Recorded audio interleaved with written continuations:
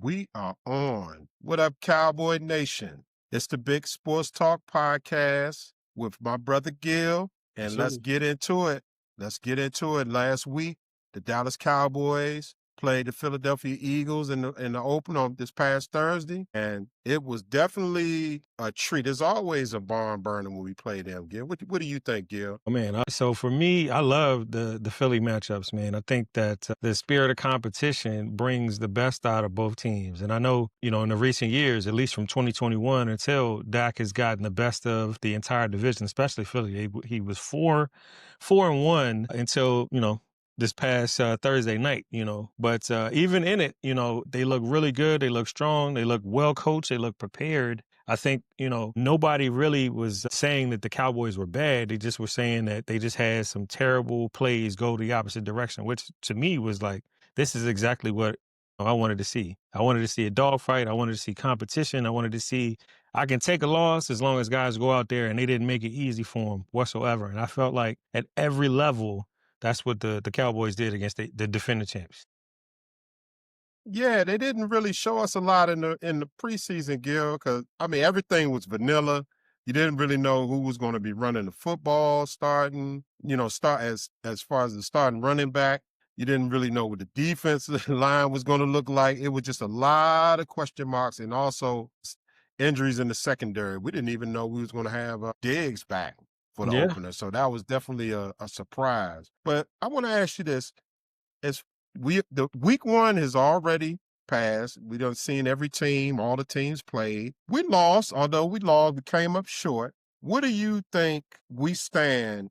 Because it's a long season. How do we measure up against the rest of the league? Again, my expectations have been reset with the coaching staff in the season. The Cowboys have a long history of being great regular season teams. But I mean, if I had to put like a rating or I had to put a measure, I would say Are we in the top of the pack? Are we in the middle of the pack? Or are I, we I would definitely towards put the us in the bottom of the in the pack? in the I would put us in the middle of the pack. I wouldn't say that we're last place awful. I would say I would compare us right now to what the Cincinnati Bengals posted last year. How they were they had 8 losses, right? But within those 8 losses, they were it's like a 7-point or less lead when they lost to their opponent. So they were competing, they were competitive, they just couldn't close out or finish games. That's what I would say based off of this one game that I saw. I'm not saying that's what we're going to be, but I would say that as long as they continue to play like that and compete and be physical and be mean and and nasty at the point of contact, at every level, I think they'll be all right. They won't. I don't think they're ready for like a deep playoff run, but I like where the team is going. So I would put them. I would put them like middle of the pack, like in let's say 19, 20 to 15 to 20 in the top 32 teams. 15 to 20 is where I'll put us right now. Yep, I think we got a lot of potential. I really like you. You talked about the edginess that they had that edge on them when they came in to get. Man, I love that. I love that they had the edge. That's what we've been missing for a long time, man. And Kenny Clark, I wanted to get into that defensive line because that's been an Achilles heel forever, Gil. And Kenny Clark, he man, he exceeded my expectations. He is as advertised. With that being said, how would you grade the defensive line play for that game? How would you grade that? Considering my expectation of the unit, I thought this was basically like a Saquon easy 100-yard game. You know, hopefully you can keep them out the end zone, but I figured they were just going to run wild with that defensive line, and they would have to put up like 40 points like the Bills did, 41 like the Bills did the other night. But surprisingly, right after the lightning strike, the intermission, I don't know what was said in the locker room. I don't know what happened, but something changed, right? It went from a bend but don't break to stack the box. We got Diggs and we got Bland on the other side. If they can beat them one-on-one, they're going to have to show us that. But we about to shut this run game down. There was no holes, and there's multiple clips you can find on X, which we'll put together another date. But you can show at the point of contact, he had nowhere to go. He had no holes. He had no nothing. And it was kind of like him trying to look for places to break free, and it wasn't. And me as a a Cowboy fan my entire life, but when I could understand football and positions and gaps, I have been screaming this at the top of my lungs for like 10 years. If you cannot stop the run when you need to, then all the other stuff is pointless. And if we have been able to play defense like that, we would have gotten Green Bay out of there. We could have potentially beaten the Rams their first year when Jared Goff was playing for them. That defense, if they could do Mhm. that for the duration of the season, and we can get Overshown healthy for a type of spy, it was beautiful. When you look back at the stats and the numbers, you can see clearly 62 yards for Saquon Barkley. Now Hurts is a whole different story. He's a great player. He can run. He can do a deep ball. He's a multi threat. So I can see how once he got out of the pocket, that's more in his lane, and he can get these yardage. But they slammed the door, excuse me, shut on running the rock. And in my 39 years, have never seen a Cowboy defense do that since the Super Bowl era. Yeah. Yeah. I I'm gonna tell you who the unsung hero was. I mean, we talk about Kenny Clark, but Marshawn Kneeling Kneeling. was all over the field. He balled out, Gil. That was my unsung hero of that game. And I don't really want to cry about it. It's water under the bridge, but man, that offensive line was holding like I mean, it was like two or three critical holding penalties that they had, but refs never called. And in the first half, talking about the first, we talked about the second half. You talked about the second half, how they came out, that something clicked. In the first half, I didn't really understand the schematics of them not bringing any pressure. They played zone most of the first half, and I don't want to overreact. This was the first game of the season, but hopefully that they would scheme up a little bit better as far as dealing with we got a lot of mobile quarterbacks in our division. Hopefully they scheme up where we can have a spy on these quarterbacks. 'Cause Hurst, he ran out quite a few first downs that we should have got them off the field. Well, So, if I can mention on uh, that for a quick second, right? So, mhm, um, Eberflus's defense isn't really about blitzing. It's like zone coverage. They kind of like a Tampa 2 and then let your guys, play their positions and rock out. He's not really big on blitzing, which was the other part that's surprising, right? So, second half, I saw Diggs. He started sending corners. He started like adjusting how he was sending players at Hurts, just like to just confuse him and shut him down. Which I was in awe and in shock. Like, not only are we stopping the run, we about to shut down. We about to shut down this running, or we gonna take mhm, chances in calculated areas. And I was really impressed with the coaching on both sides of the ball.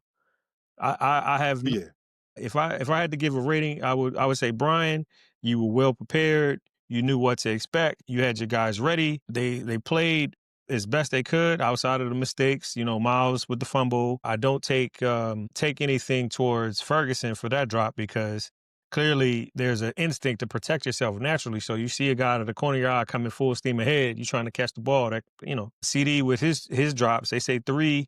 I don't really count the dive, but I do say you had two perfect passes, one in the breadbasket and another one like all you had to do was turn your head and he would have caught that right in the face mask like Little Giants. Like that's how sharp. And then for me, that is the part where our other brother he talks about like what type of coaching is going on. And when I dug into it, he only had 46 active people playing that night. And with the linebackers like Houston and others, right, they didn't even play the whole game. They were playing specific snaps to see. He's kind of like he was experimenting to see who was best at what position. Even Jay got in the game, Otoye got in the game, and I think excuse me if I mispronounced his name, but Jay Toya. I was just the level of preparation like that at just random spots stood out loudly to me, right? And then, like I said, Mhm. 2 or 3 plays, that's the W, and then it's like glowing reviews about how we beat the champs. But it's a long season, and it's not. Let's not take it.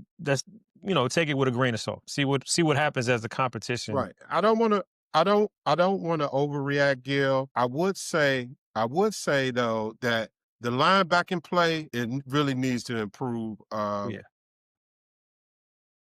Kenneth Murray, he got some of the things that he did when he played with Tennessee, some of the tendencies he kind of did them the other night, and he wasn't Mhm.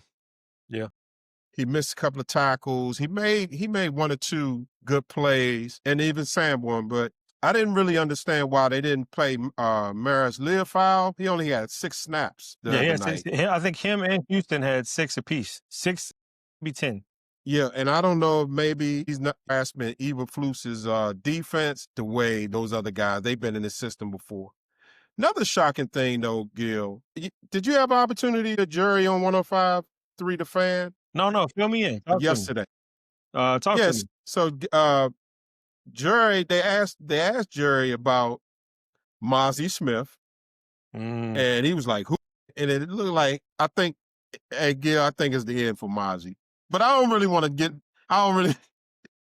You got to go back and check it out, man, because he was like, Ozzy, Mozzie, who you asked me about? Mozzie? It just didn't look good. It don't look good for Mozzie, but I really don't.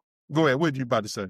So I saw a interview with him, and he admitted that he had lost a little bit of love and passion for the game of football. He's kind of like mentally he Yeah. was questioning why he was doing it, and when he's like him saying that revealed a lot. I don't know what's going on, I don't know what it is, but it just your level of passion and focus to play football at this level is not where it needs to be. Now I don't, like I said, I don't know what the personal things are or whatever's going on, but yeah, I think the coaching staff. That's why I love this, Brian. Like, okay, compete for nobody spots guaranteed. You got to compete if you want minutes, you want snaps, and it just you're not just gonna make the team because you're exceptional about at one thing. You got to be able to give me the things that I need to be on the field. And he was like, "Look, man, this guy may not be it, and Yeah. it may be time for him to move on. Maybe another coach can get the best out of him, but I wish him well. Right. So Jerry, it kind of. I didn't really want to get into Mozzie because we Oh already yeah, yeah. know. The whole We got fan two base know bangers about coming up. Mozzie. Yeah. I, but what was interesting was that Jadon Blue didn't get on the field the other night. And when they asked Jerry about his status, because he's healthy, there's nothing wrong with him. And then I seen another footage of the reporters asking Shoddy about Jaden, and it was kind of alluding he's not grasping that playbook. What are your thoughts on that? Um, of him not getting on the field, or just Well, like yeah, potentially him him not not getting on the understanding field. the playbook. Him not, because it was if you remember early in the camp, it was something leaked out about laziness. And now you're hearing something about him not knowing the playbook, which is when you playing that position as running back and you got Dak Prescott back there, you're Your blue chip. $60 million. Yeah, and you missing block, you missing assignments, you're not where you're supposed to be. That could be real detrimental. What do you think about that? What All I can say is, once upon a time, Ezekiel Elliott was on the field with number 9. Okay, way back when in his rookie season. Okay, a block was Mhm. missed, and that was the last time I saw Tony Romo. Okay, it was the last time I saw it. I Right. know. So the importance of rookie running backs, right? Now we obviously know he made the roster because of his talent, right? But now, if you want reps, you want to play, you have to really grasp what the system and what the coaches are trying to do, especially as a rookie. And I'll be looking at it like if I'm a rookie, I'm trying to get on the field as much as possible, especially in a backfield Mhm. where it's two veterans. I'm trying to eat them alive. Okay. They can't run with me. I'm faster than they are, I'm younger than they are. All I gotta do is, do the groundwork and learn that playbook and wait for the opportunity. Because I personally had Jordan Blue taking that snap and broke free. That was touchdown, easy touchdown Mhm. versus Miles. Now I'm not taking nothing for Miles, but like you can't teach speed. You can't teach speed, and you can't teach size. When you got those type of guys on the field, it's game breakers and it's dynamic when you do things. But at the same time, you don't just get on the field because you're talented in the pro level. You gotta know your stuff. You gotta you gotta be better than great. You gotta be exceptional. So for me, it just once again, it's a small nod to Brian where it's like, look, we can ask Jerry after the game why he wasn't there. Like Brian already took care of things. It gave me more sense of like who's actually in control of this team instead of Jerry. They turned Jerry into as far as I've seen for week 1, Jerry's just answering questions as to why versus saying this is the reason because or this, that, and the third. Brian is making calculated risking moves for the roster. And in my opinion, he's still evaluating. Like the defensive side is still evaluating, but I know for one thing, he's still evaluating on that offensive line because I've never seen a group of outside of the trio that retired, the three Hall of Famers. Them young boys was getting at it. Yeah, so word came out this about Jadeveon Clowney. They brought him in on a visit. Now, we just talked about how great the defensive line play was the other night. I would say that they should keep the rotation that they have right now. It worked out really well the other night. What do you make of Jadeveon Clowney? I want to just get your opinion on them bringing in Jadeveon Clowney. Looking at how the defense played the other night, what do you gather from them bringing him in for a workout? So I love it Well, actually. before you I'm sorry, before you answer, Clarence Hill reported that they're not the Cowboys are not interested in signing. He came in and worked out. They did a physical, but they're not gonna pursue him. Wow. But even still, with that being said, I want you to just what do you gather from them bringing him in?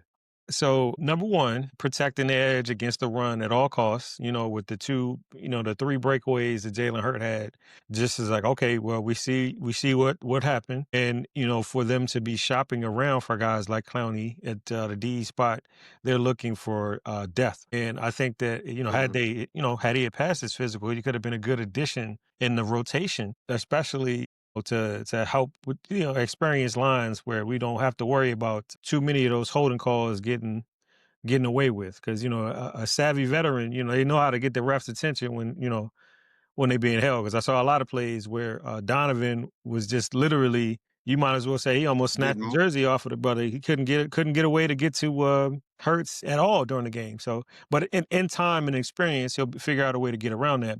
Yeah, man.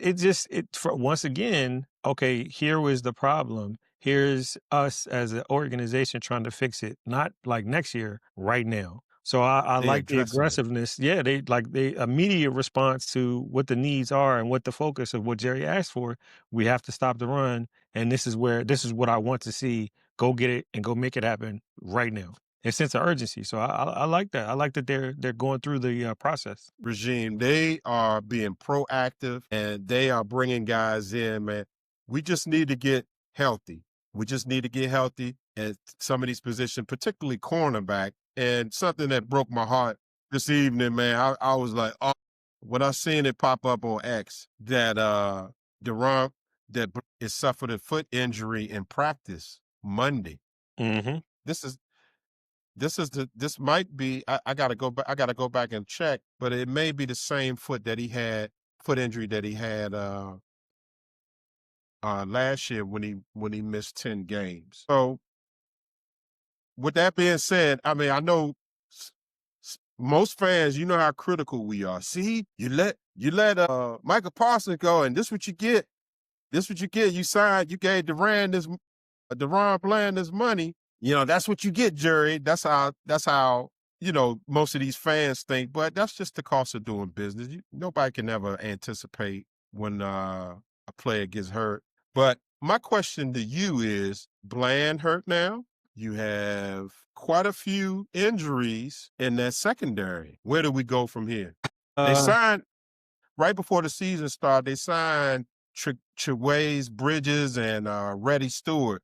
They had Deron in the nickel, mhm. and Reddy Stewart is this backup.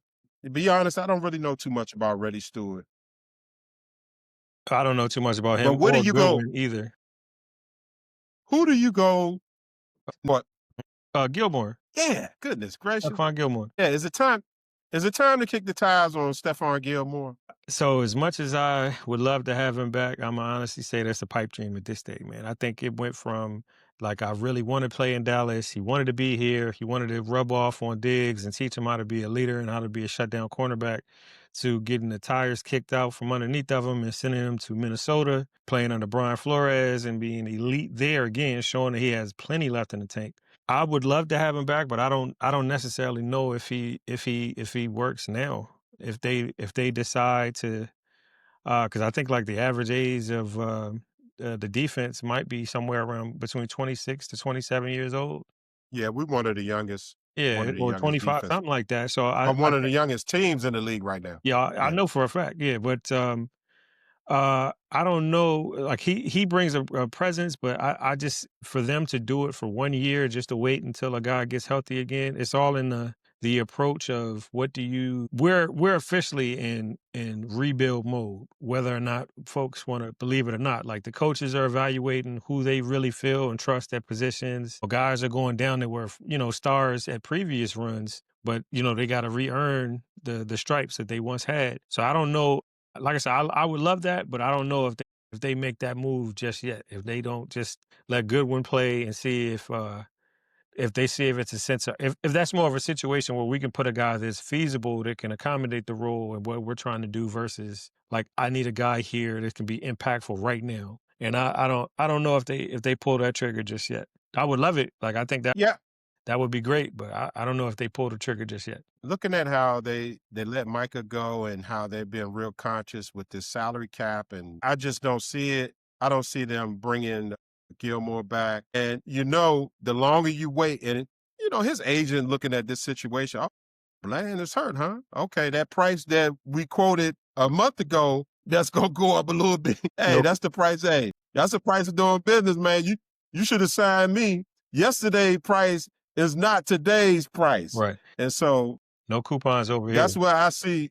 Yeah, I see that price going up real quick. So I think the Gilmore era is probably done, and I think they're gonna ride out with these young pups in the secondary. So the good thing is that they saying that Bland, his injury is about a three. I think about a three game, 3 to 4 games that he's going to be out. They saying 3 is going to be about 4 to 5 probably. I for But sure see with 4 weeks he's not playing. They want if he is recovering, they want to make sure that whatever's going on, they can trust to put him back on the field instead of re-agitating it because you don't invest in a guy. You don't give him a new contract. Now I think 92 million just to tear him up, you know. yeah, But I do, sense that one of those two picks coming up in the draft could end up being a safety and a cornerback. yeah, So most definitely, most definitely. Well, Cowboy Nation, this is